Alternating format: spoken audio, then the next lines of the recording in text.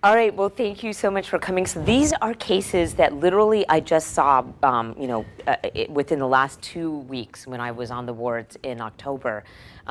Each one of these you'll hear will have, are very temporal, and the name of the case presentations is Curves, Coffee, and Caves, and you'll see what I mean by that. So this first one is a 53-year-old MSM with HIV who has a CD4 count of 644, viral load that's undetectable as of August, and he's on an atazanavir Truvada-based regimen. He was diagnosed with HIV in 1989. His CD4 nadir was 319, and he did well, was on all the more difficult regimens, NRTI-based than NNRTIs, and then his current regimen of the atazanavir was started in 2008. So he's been suppressed, well tolerated, no opportunistic infections, just has a major past medical history of COPD, is struggling to stop smoking, hypertension, and hyperlipidemia. He did have an episode of left lower extremity necrotizing fasciitis that required debridement, fasciotomy, and a left full skin thickness graft in 2000. And then he did have a strange episode in 2003 where he came in with axillary inguinal, really painful lymphadenopathy, had a rodent infestation where he lived, and even though nothing grew out, there was a question of this being a buboes infection or Yersinia infection. So he was back and forth from Kaiser and then has been here at Ward 86 with one of our providers since 2011. So the story begins when he presented to the emergency department on September 5th after 1 day of pain and swelling and erythema in his left lower extremity. And these pictures, by the way, are courtesy of the patient. You could see that he has the skin graft, so that's the difference in texture there. But you can see that there's erythema. He's drawn around it. He had no fevers or chills, no preceding GI symptoms, no IV drug use, no preceding trauma, bug bites, other lesions. He didn't change any of his food or medication. He doesn't take raw cheese or milks. He does take seafood, and he did have exposure to a new seafood restaurant, which, by the way, I had to get the name of because he said it's good. You'll decide if we want the name of it. But he had oysters a couple of days before this happened, and at a new place, which he said were very tasty. No fish tank or water exposure, doesn't go swimming in the bay, will be at the beach but won't go in the water. He was afebrile when he presented. His white blood cell count was 11.5 with 79% neutrophils, and his labs were within normal limits otherwise. So the ED gave him vancomycin, 3 doses in the ER, and then sent him home on clindamycin, 300 milligrams 3 times a day for 10 days. And he got better. And everything seemed to be okay, but 4 days after he stopped the clindamycin, the symptoms recurred. And this time you can see the marking has gone down to his ankle because the symptoms actually extended south, and he had more pain, really painful to stand. This is important to note that this is a very painful cellulitis. So erythema with a lot of pain, and it went all the way down to his ankle. So we went back to the emergency room on September 19th, still afebrile, other vital signs stable. He didn't have a murmur. His white blood cell count was 9.6 at this point. Trauma came down to make sure that it didn't look like necrotizing fasciitis, given his history. Didn't. Had a CT scan, no fluid collections, no abscesses, no osteo, nothing underneath, no gas.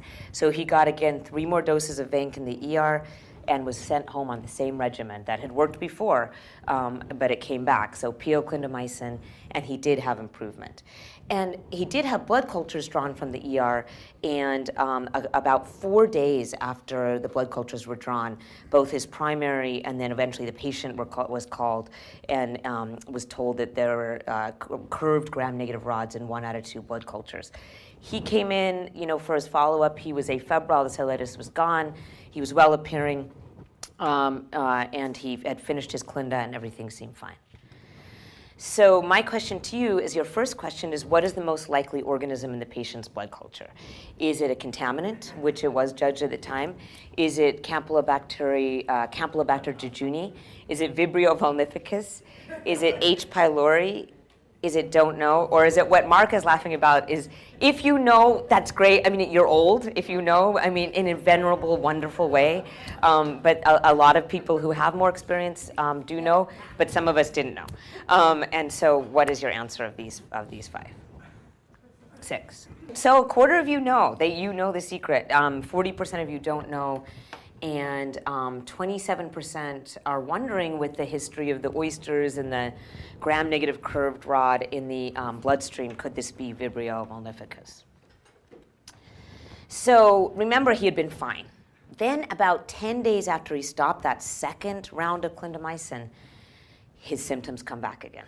And this time he comes back to urgent care, and he luckily had taken this picture, and now you can see that on the same side, the left lower extremity, there's still erythema, now going down to the ankle, but then he's marking that on the right ankle, there is erythema there, and again, accompanied by pain. Temperature was normal. The urgent care physician at Ward 86 said, well, let me give you cephalexin, but let's just have a lot of really low threshold for you to go back to the ER. And his blood cultures were repeated. So then, no improvement on the cephalexin. Blood cultures again grow out 1 out of 2 curved gram-negative rods.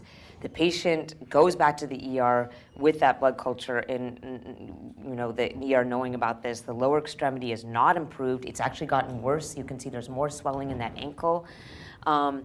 Again, non-toxic, afebrile, vital signs stable, white blood cell count normal. Other labs within normal limits. He is given vancomycin, admitted, and infectious disease consult was called. So this is courtesy of Barb Howler, who's here in the audience, and Lillian Brown. But here you can see on a Fuchsin stain, a basic stain, these curved gram-negative rods, these squiggly S-shaped rods that came out in this patient's blood culture. Again, 1 out of 2 on 2 separate occasions, about 3 weeks apart, pretty well appearing just with the cellulitis.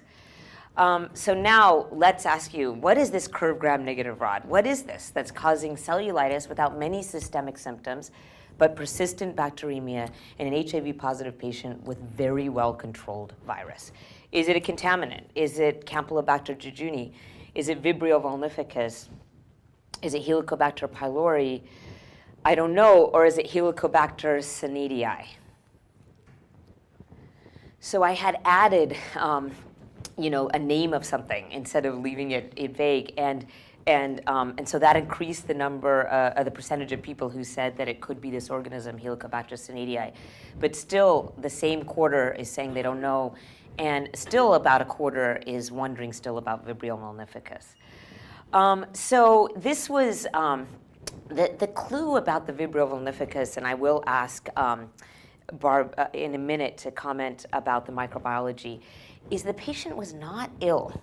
So when you look at case reports of Vibrio multifidus cellulitis, which can occur in fish handlers, usually they've had a significant exposure. It actually, up to 90% of people have said they ate oysters before this, but usually they're systemically ill. And this was a persistent, pesky problem, but he was not systemically ill. And I think that it probably is likely, and it's going to be Helicobacter cnidaei, and I want to tell you why. So this is a case series of 22 cases of patients who, in 1994, were reported to have had Helicobacter cnidaei and cellulitis, or many of them had cellulitis. And this was a case series that was reported in the Annals in 1994, and I'm going to tell you about that in a minute. But before I get to the case series, I want to tell you a little bit more about the history in HIV infection and where we've seen this infection.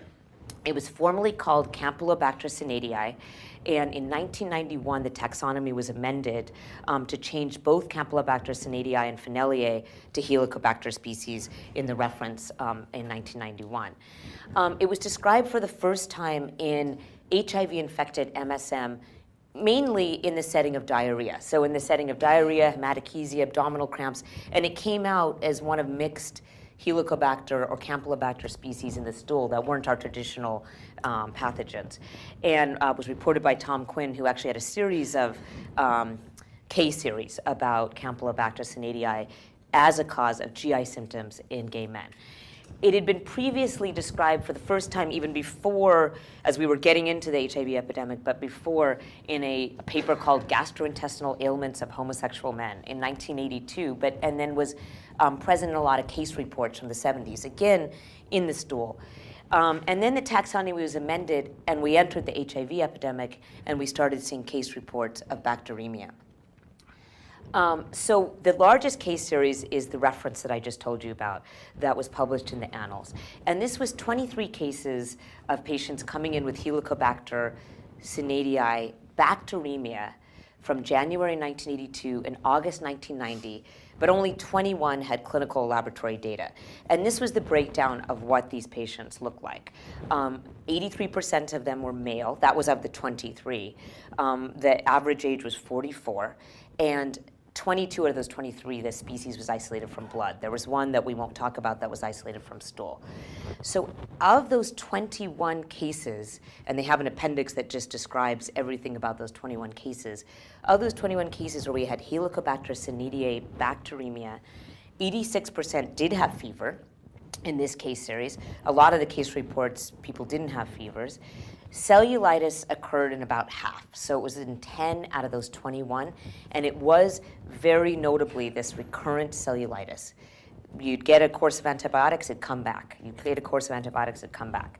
Out of those 21, 11 were HIV positive, and of those HIV positive patients, out of those 11, 7 had presented with recurrent cellulitis, 1 had endocarditis, and 3 had diarrhea or GI symptoms. Out of those 21 patients, if they didn't have HIV, they had something else that seemed to be immunocompromising: diabetes, alcohol use, COPD, CHF, cancer, or steroid use or diabetes. Only 4, including one woman who was just postpartum, didn't have any clear, obvious factor why they would develop this strange bacteremia. And this is the second largest case series of Helicobacter synadii that was described in Acta Dermatology Venerology in 2012. This was described 47 cases of bacteremia at Sapporo City. I just put an exclamation point because I only like Sapporo beer. Like, I think it's so good. But anyway, 47 cases of bacteremia in this hospital in Japan. 16 of those cases had cellulitis, so 37%. And it really was described as this superficial cellulitis, which it's hard to appreciate on the pictures, but which the patient had, or sometimes infiltrated erythematous plaques, like this case number 5 over here, and often notably, just like this patient, very, very painful. So that was the second largest case series.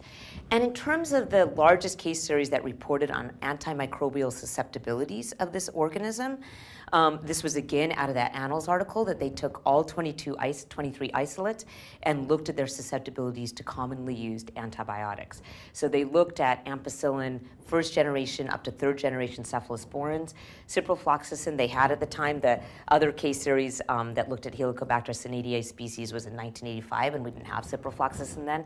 Doxycycline, erythromycin, trimethoprim sulfa, and basically, though they can be susceptible, there are still resistance and has been reported to ciprofloxacin, macrolides, clindamycin, all the cephalosporins, and Septra. So what these species seem to be always susceptible to, or always seemingly susceptible to in our very small case series, are doxycycline or tetracycline, aminoglycosides, and ampicillin. And I speculate that this patient's strain was likely clindamycin sensitive because he got better twice on clindamycin, but at that end, when he was given cefazolin, that did nothing. And I do want to just spend a moment and ask Barb, because when it grew out, you know, my first thought when I was hearing it is I was really trying to push the fish exposure because I was also wondering about Vibrio vulnificus. But then we went down to the lab, and it had grown slowly. It hadn't grown in salt, and there were some other features. So Barb, if you would just tell us the features that, in your mind, distinguish a Vibrio species from a Helicobacter or Campylobacter. Yes.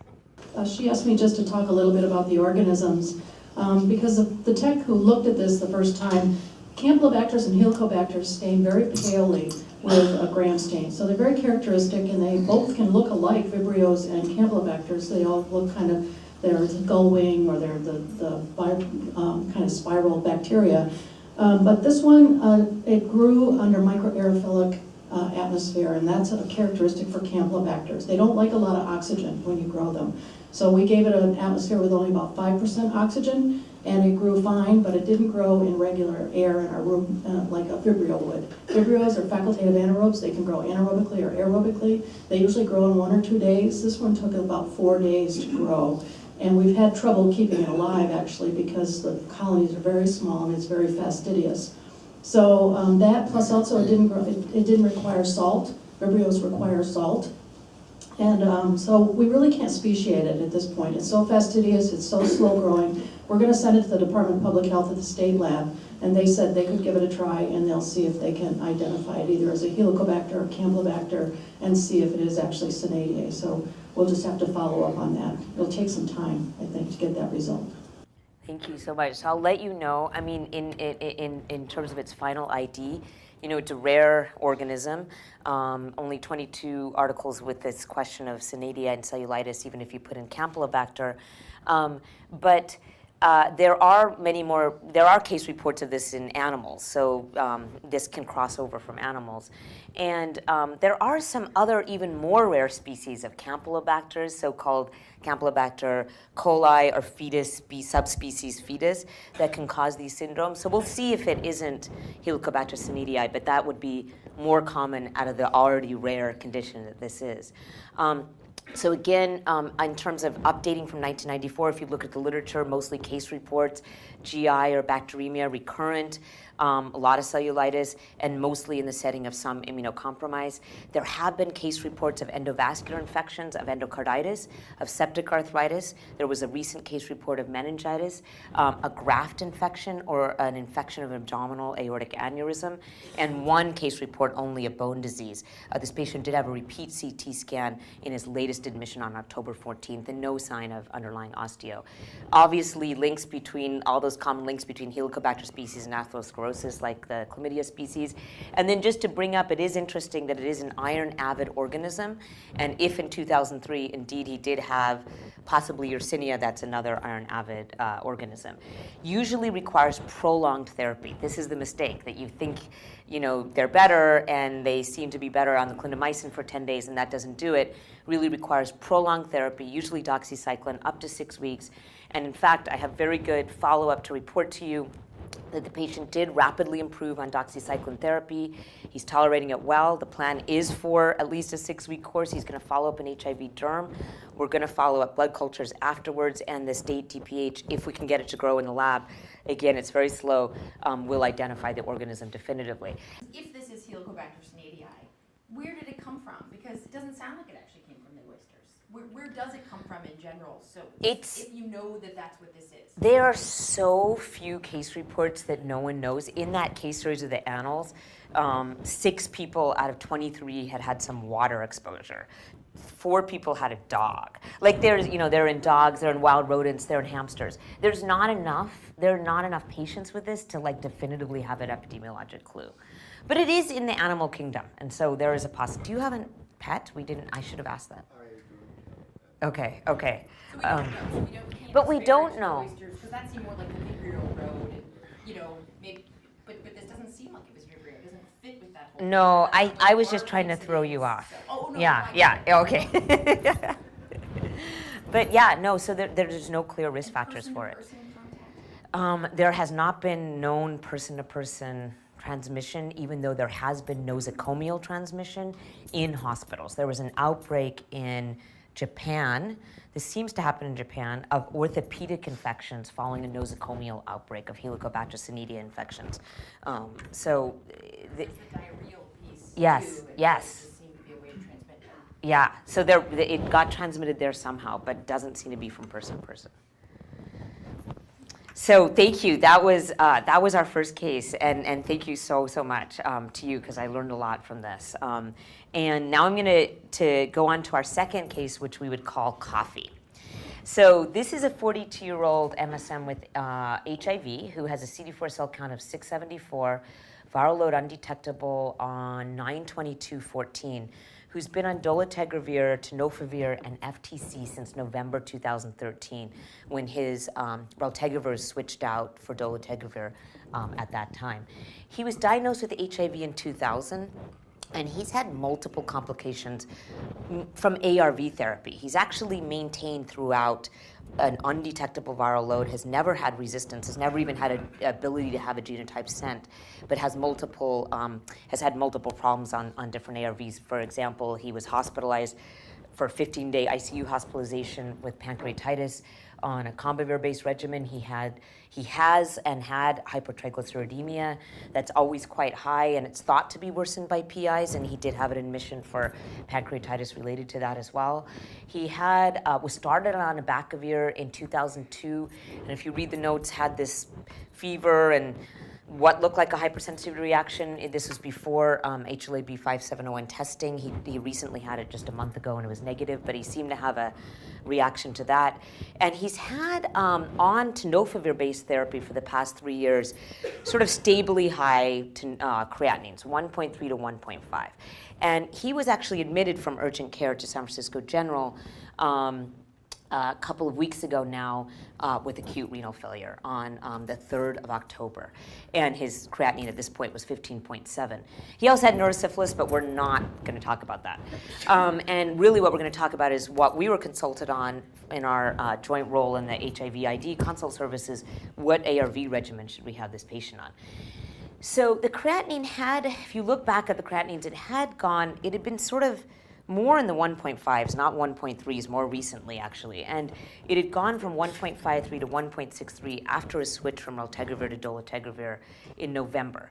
And again, we don't have profiles, we don't have genotypes because he's always been undetectable. So my first question to you on this case is, what's the most likely reason the patient's creatinine went from 1.53 to 1.63 on the dolutegravir tenofovir FTC back in November? So was it proximal tubulopathy from the tenofovir? Was it proximal tubulopathy from the dolutegravir? Was it inhibition of tubular secretion of creatinine by that dolutegravir? Was it that dolutegravir potentiated renal toxicity of tenofovir, or was this just likely unrelated to ARVs? He has other things. So let's have your responses on that. So not entirely a majority. People were worried about the tenofovir and even potentiation of renal insufficiency by dolutegravir with tenofovir, but 43% thought there was an inhibition of tubular secretion of creatinine by the dolutegravir. So it is true that in the phase 3 trials of dolutegravir that were conducted in naive and experienced patients, and then also even in the dose-finding studies, there was this observed increase in creatinine that occurred on dolutegravir, usually occurring within the first 4 weeks of starting that agent and continuing on for the duration of the study. So seemed to be a persistent effect. So if we remember the 5 trials that they all end with ing, if that helps, but the 5 trials that were the registration trials for the approval of dolutegravir, there was 3 trials in treatment naive patients, which were SINGLE, SPRING 2, and FLAMINGO. And remember, SINGLE was abacavir 3TC dolutegravir against efavirenz tenofovir FTC, and you can remember that acronym because SINGLE, they're going to both be eventually single pill combinations, and that's what happened with dolutegravir going into single pill combination about 2 months ago. SPRING 2 was really just looking, if you think it's a spring in my step with integrase inhibitors, it was really comparing dolutegravir versus raltegravir in naive patients, and then the backbone could be either tenofovir FTC or abacavir 3TC. And then the FLAMINGO, flamboyant drugs, pink, and that was comparing dolutegravir versus darunavir, again with the backbone of either abacavir 3TC versus tenofovir FTC, whatever the investigator or the clinician chose. And those were all in naives. So that's how you remember those 3 naive trials, and then the sailing was looking at raltegravir versus dolutegravir in patients who were experienced but not experienced with integrase inhibitor. They were experienced in terms of the other drugs, NRTIs and NRTIs and PIs, and then the Viking as bad and Norwegian as it gets. Like the Viking trial is, people who are really resistant, and you basically have to go for an optimized background regimen versus dolutegravir in very resistant patients, even with integrase inhibitor resistance. And in all of these, and also the SPRING 1 study, which is really the dose-finding study to figure out if it was going to be dolutegravir, what the dose was, eventually ended up being 50 a day. There was this increase in creatinine that was seen within about 4 weeks. So a pretty fast time to worry about toxicity, and then it stayed up. And it's important for us to try to, when we're trying to distinguish any of these effects, to understand and to know this question, which is, what was the mean increase of creatinine seen with dolutegravir in these treatment-naive trials or the dose-finding trials? Was it about 0.5 mg per deciliter? Was it about which is a high, right? So I could have put that down below. Was it 0.1? Was it 0.2? So actually A and D are the same. So I meant A to be 0.05. So let's say that's 0.05, 0.1, 0.2, 0.5, or did it go up by a whole unit of 1 mg per deciliter? So what do you think? So most of you said it went up. Well, there was somewhat almost a tie between 0.1 and 0.2. And it is about 0.1. So the answer was that in treatment-naive subjects, a mean change from baseline within that first 4 weeks was about 0.11. The range was, anywhere from -6, it didn't happen at all, to 0.62. It could go all the way up to that, of that degree of a jump. But the mean change or increase from baseline was about 0.1 mg per deciliter. And again, it occurred pretty early on, and then it stayed up, like as if that was the new baseline for the patient. And you're right, the majority of you who answered this question about increasing the tubular secretion of creatinine. Dolutegravir does seem to do that. So this was a study that was published right before we got into the publishing of these trials. But creatinine, of course, is freely filtered by the glomerulus and it's not reabsorbed. But remember, its one issue is that it is also actively secreted by the proximal tubule. So, for example, trimethoprim, cimetidine, these are agents that can increase the tubular secretion of creatinine so that your creatinine can look artificially high, but your renal function's fine. So there's an issue with using this measure purely in looking at renal function. There's some compounds that are expensive, and we never do this we would never do this in the clinical setting. You'll see that a lot of people will use cystatin C at other places. We don't have that here at the General, but people use cystatin C as maybe a better measure of kidney function. But there is also these ways of giving these compounds like iohexol or paraminohippurate, where they are filtered by the glomerulus and there's no secretion of these compounds. So if you're trying to study the effects on renal function in a pure way, you could take patients who are healthy, which is what this study did, took healthy HIV non-infected patients who had normal renal function, put them on dolutegravir for 14 days, either 50 milligrams in one group or 50 milligrams twice a day in another group, or placebo in the third group, and then give them an infusion of iohexol or PAL on days -1, 7, and 14, and look at the plasma exposure of those drugs. Again, they should be purely reflecting renal function. And this maybe doesn't show up that well, but you can see that iohexol and PAH, these ratios, either if you give the green line's dolutegravir 50 a day and the bottom one is 50 BID, the ratios are essentially 1, meaning there was no influence on what looked to be renal function with these pure compounds. But with creatinine clearance, which was measured by the creatinine in the 24-hour urine, you could see the creatinine clearance went down by 10% by that 0.1 unit that we had just seen. Or it went down by 14% with dolutegravir 50 BID. So that's this sort of spurious look that creatinine clearance has gone down, and these compounds can be helpful to show us that it's probably more of an effect on what's happening with the tubular secretion of creatinine. So this leads to then a question to you, which is, which renal transporter is known to regulate creatinine, that's known to regulate creatinine secretion, does dolutegravir inhibit? So is it the OCT2, the organic cationic transporter 2, along the basolateral surface of the proximal tubular, along the luminal surface?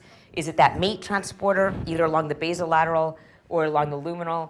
Or do I refuse to know this geeky fact? And that is absolutely a totally appropriate answer. So, so that's really fair. And it's interesting, not 0% of people got the geeky fact, which it's actually OCT, actually along the basolateral surface, not the apical or luminal surface of the proximal tubule. So the correct answer is A, and the real correct answer is E. You're absolutely right. So this is just an opinion question, but for our patient in case number 2 then, who had that abacavir, maybe hypersensitivity, is coming in, with frank renal failure on tenofovir, which nuke-sparing regimen would you consider based on recent data? Do you think it's neat to use darunavir and raltegravir? Do you think it's neater to use darunavir, ritonavir, and dolutegravir? Do you think it's the neatest to use darunavir, ritonavir, dolutegravir, and 3TC? Or would you like a modified latte, please, which is light on the triglycerides, with dolutegravir and rilpivirine? So, opinion question. So, many people, without any evidence whatsoever, thinks it's the neatest thing to use darunavir, ritonavir, dolutegravir, and 3TC. And that just talks about why we are so smart, because we don't need evidence. We could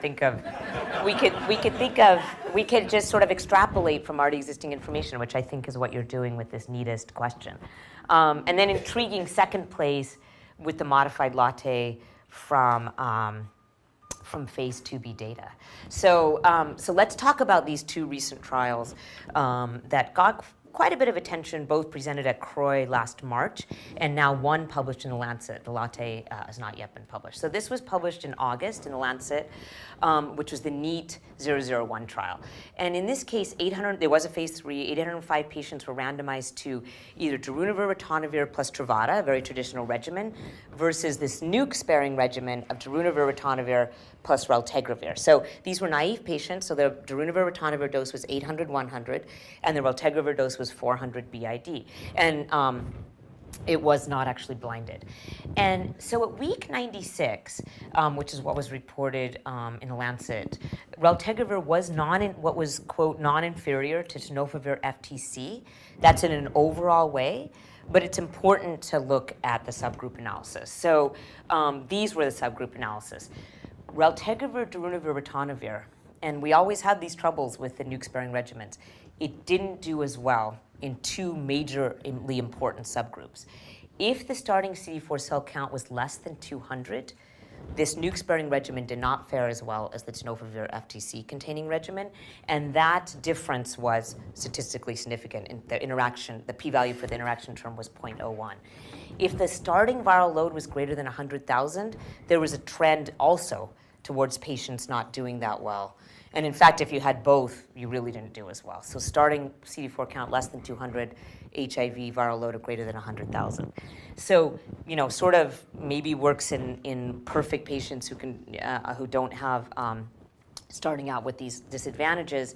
And then I think this was really, really important, is that 36 met the genotyping criteria in the raltegravir arm. And for some reason, they could only genotype 29, and they didn't actually explain that, so we don't know what happened to those 7. But of those 29 that they genotyped, 6 had mutations.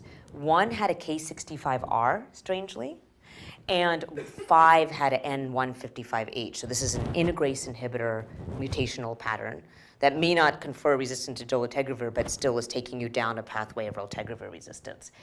Of the patients who met criteria for genotyping in the tenofovir FTC arm, 15 met criteria, 13 were genotyped, and not 1 had a mutation. So if you fail with a problem. You fail with integrase inhibitor resistance, and randomly one patient had this RT mutation that we don't like. So keep in mind this problem that it's neat, but it may be not the neatest. And so let's talk about latte for a minute. The whole idea behind latte is in preparation, and if, for those of you who were at CROI last year, there was a lot of attention put on this question of long-acting formulations of HIV medication. So GSK 744 is a prodrug of dolutegravir that can be formulated in a nanosuspension and given as a long-acting agent that may need to be administered monthly. And TMC 278, which is rilpivirine, there will be an injectable formulation that can be given long term. So the idea behind this was to give 2 drugs orally that eventually you may want to combine as injectable nanosuspensions, which is this GSK744 and rilpivirine. So the Latte study design was a phase 2B. It didn't have a lot, it wasn't large enough to qualify as a phase 3. Multi-center, partially blind dose-ranging study that compared the regimen, kind of a standard regimen of efavirenz, 600 milligrams plus 2 NRTIs, to 3 different arms. So what happened is everyone got started on efavirenz TDF FDC. If they got suppressed at 20 weeks, then at 24 weeks, some of the patients were taken out and put on what's called a maintenance regimen. And their maintenance regimen was either, all of them had rilpivirine, 25 milligrams, and they either had the GSK744 at a pretty low dose, it was a dose-finding study, 10 milligrams, at 30 milligrams, or at 60 milligrams. So this is not exactly dolutegravir, so don't exactly compare, but 10 milligrams is a pretty low dose. And what they found, and this is published only in the abstract form right now at CROI, is that if you look at this efavirenz arm here, you could see that 94% of people had virologic success. Again, small numbers, right, in each group. And then if you collapse all the GSK744 arms, the 10, the 30, and the 60, 93% had virologic response. So they could say, oh, people were maintained on this regimen, and there weren't a lot of discontinuations due to adverse effects. So, so this is a visual of that the induction phase, everyone reached their virologic suppression. By 24 weeks, they were randomized to stay on that or go into the maintenance phase, and they pretty much stayed suppressed. The 10 milligrams is a little bit less. Importantly, though, 2 patients who met the definition of protocol-defined virologic failure during the maintenance phase, they had already actually started out with integrase inhibitor mutations at baseline. And 1 patient on the 10 milligrams arm, unfortunately, was on this very extreme caloric restriction. So they weren't getting their rilpivirine because they weren't eating. And then they were only getting 10 milligrams of this GSK744 dolutegravir equivalent. And they actually did develop the dreaded Q148 mutation of integrase inhibitor resistance that is associated with dolutegravir resistance. So you can't just take like a really, really low dose of GSK744 alone without rilpivirine because you're not eating. So, so that was the Latte regimen. It was not, it's a dose-finding study. It was not a phase 3 study, and yet a lot of you thought about this modified Latte. So you're worried about raltegravir, so the reason you thought about modified Latte is you thought, okay, maybe if I put dolutegravir with the darunavir ritonavir, I'm going to bolster that effect and not have that low genetic barrier resistance with raltegravir that led to those 5 people getting that N155H. And then for good measure, I want to put 3TC. And that was your thought, and that's interesting, and I think that's a great thought, but we'll leave it at that.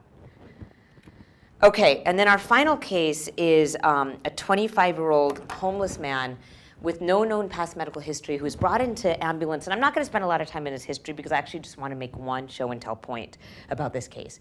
But he was actually brought to an outside hospital. He was weak. He couldn't walk. He had just been found down on the street. He was febrile, hypotensive, tachycardic.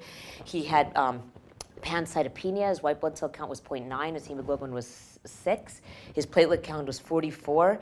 He had normal renal function, but he had a massively elevated alk-phos in the thousands. He had pretty high AST, ALT, but not out of, the alk-phos was much higher. Total bili was actually normal. And he was only alert to self, and he ended up needing intubation, extubated there at St. Francis, and brought over here, still hypoxemic with a chest x-ray, sort of showing bibasilar and perihilar opacities. He was tested for HIV there, and again here, he was positive. He had a CD4 count of 3, a viral load that was high. His serum CRAG and RPR were non-reactive. And so even before he got further imaging than the chest x-ray I already told you about, pretty much on the day of admission over here, he got bronched. And his gram stain showed here that you could see a lot of tiny purple, small budding yeast. And then here, as I'm pointing to, this pseudohyphae formation. His abdominal CT showed a lot of lymphadenopathy that was necrotic, so all over the place, retroperitoneal, mesenteric. And let me ask you, what is this patient's unifying diagnosis? So what are you talking about? There's this guy, he's like, there can't be a unifying diagnosis. He has Candida albicans colonization in his bronch because he had pseudohyphae. He has MAC, and you're going to later tell me he has MAC in his bone marrow and in his biliary tree and in his necrotic lymph nodes, and he has PCP in his lungs. He has tuberculosis. Does he have an endemic fungus, or do you need more information? Okay, so kind of all over the place, but most people thought, but kind of a third of everyone, but no unifying diagnosis. The lowest count for an endemic fungus. I mean, there were pseudohyphae there, and no, it's not going to be unifying diagnosis. That would be Occam's razor. So his chest CT actually showed diffuse bilateral ground glass, interlobular septal thickening, all these little tiny nodules all over the place, and then a bigger nodule here with a halo sign. So I'm not going to sing in front of this audience, but it's beginning to look a lot like fungus. And this is so excellent because this is a group, and I just feel like I want these people to be my friends, but this is a group that took a plate and they made a Christmas tree, and the base is like Aspergillus nigelans, and the ornaments are like Penicillium marneffii. Barb, you are so excited. And the trunk is Aspergillus, and this is so geeky, but I love this so much, and it is beginning to look a lot like fungus, like necrotic lymphadenopathy, pancytopenia, central lobular nodules, halo sign with a right upper lobe nodule. There is something that could put this all together. But how could it be disseminated fungus? I mean, it's not going to be Candida. That's not what's in his lungs. That's just colonization. How can we have an endemic fungus with the hyphae? So what are the typical forms of endemic fungi? Just remember this. Is it mold in the body and yeast in the soil? And also, if you grow it at lower temperatures in the laboratory, of course, it can grow into a mold. Is it yeast in the body and mold in the soil? Is it yeast in both the body and soil, or is it mold in both the body and soil? So let's just remember our fungi for a minute, because they're awesome. So yeast in the body, mold in the soil. And that's true. That is exactly what an endemic fungi does. So remember, it's a dimorphic. Endemic fungi are dimorphic.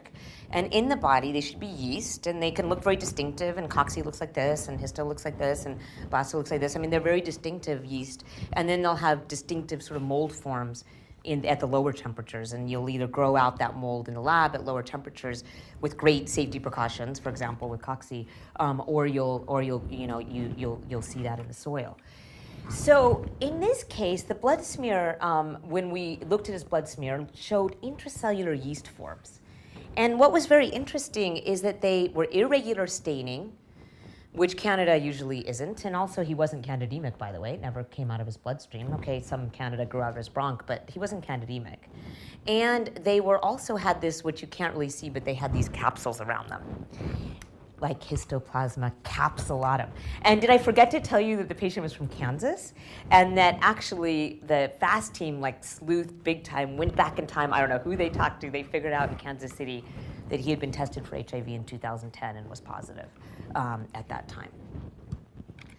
So remember, he's from Kansas, so we have the Midwest. Beyond that, we saw these typical budding yeasts when I showed you the bronch. So this is what histoplasmosis looks like in the body. Typical budding yeast, really small, round budding. They're smaller than albicans. Albicans is like about twice as big as they are. And then the typical, when you grow it, the macroconidia of histo, these mycelial forms. And remember that, and in this case, the patient's urinary histoantigen was highly positive, and his cocci serologies were negative. So we should be done, except what was up with that pseudohyphae? What was up with that? So this patient grew macroconidia. This is from the patient sample. This is from 10/6/2014. 25 degrees. This is what it looks like. This is looking like histo. He has histo urinary antigen. It grew out histo. And then, and this is fascinating, you would think, okay, I'm blocking this. Do you think that these were grown at 37? I mean, you can't. They weren't grown at body temperature. Yes, they were. These came out. These hyphal forms came out at 37 degrees from the AFB blood culture. You are shocked. You are shocked. I mean, where's Lillian? Lillian, where are you? We could not stop gaping. We could not get over this. So, these hyphal forms were coming out, the mold forms were coming out at body temperature from the AFB blood culture, which you will see the fungus often coming out of the AFB blood culture because it takes a long time for fungus to grow, and the AFB blood cultures are kept for longer. So hyphal forms in the body, in the bronch, growing out at 37 degrees, this was amazing to us. And so we started looking. We talked to Joe Wheat. We talked to Carol Kaufman at Michigan. We talked to Joe Wheat at Indianapolis. And there are case reports, but there are not that many, of hyphal or filamentous structures of histoplasmosis in the body. And Lillian had gone to the library and copied this 1955 article, which I love these names, but it's called Tissue Reactions and Morphologic Variations of the Fungus. And this is histoplasmosis, published in 1955 in the American Journal of Clinical Pathology. And they reviewed 22 cases, and 3 patients had endocarditis. And in 2 out of the 3 cases with valvular lesions, exuberant mycelial growth occurred on or near the surface of the thrombi. And the valvular lesion of the 3rd case didn't have mycelium, but they had abortive short hyphae. So this was being seen way back in 1955 in endovascular infections with histoplasmosis. And then there was a couple of other sort of, again, just small case report series of histoplasmosis, endocarditis, endovascular infections showing in the body the hyphal forms. And then this was a recent article published in July 2014, and this was a review article that looked at 14 cases of histoplasmosis endocarditis over the last decade. This is from Joe Wheat's group, so they really know all these cases. And out of 14 cases, they had histopathology on 11 cases, and 4 out of 11 had hyphal forms in the valve tissue. So we were fascinated, but this patient didn't have infective endocarditis, or at least we didn't, we kept on trying to make them do like more and more echoes just to prove our point, but the echo didn't show any infective endocarditis, and he looked like he had endocarditis. And what this most closely resembled, what happened in this patient, was a case report in 2012 of a patient with AIDS and disseminated histoplasmosis, that they had so much histo that hyphal forms ended up happening. This was a 37-year-old man with AIDS, low CD4 count, wasn't on ARVs. He had bacterial blood cultures drawn, and Barb would be fascinated that they were going to throw away those blood cultures at the 5-day mark. At 4 days, 23 hours, and 18 minutes, I'm not kidding, they wrote this in the article, it triggered, the blood culture media triggered, and they looked, and there were small budding yeast on the gram stain. And then the patient didn't take ARVs, came back 4 months later, comatose, died within 6 hours, and by this time, his blood cultures that they drew, 3 of them, the aerobic blood cultures were showing both the yeast forms and hyphal forms. So probably this is just reflecting a huge load in this patient, and he had hyphal forms in his body, and this is most closely resembles this one case report. Patient was started in liposomal ampho B. His ARVs was started. He had massive improvement in his LFTs, hemoglobin. He's doing great. He's over at Laguna Honda as of a couple days ago. And by the way, whoever's managing him, his genotype came back, and we can drop one of his ARVs. And that's it. So thank you. And that's cave fever. So that's what histoplasmosis is called. And this is the 3rd case that starts with a K sound. So thank you so much. And thank you to Lillian and Barbara and Mike McCune, who's the primary care provider, Toby Maurer, who helped me with the Helicobacter case, and Diane. Just a quick question to Barb. Barb, have you seen this with the mycelia forms with histo here? We've seen them grow out in the AFB bottle. It's not uncommon to have these grow in there, and they sometimes do grow as little fungal balls. But it's not. I haven't seen it in the BAL like this. It's very unusual. This is very unusual. We were floored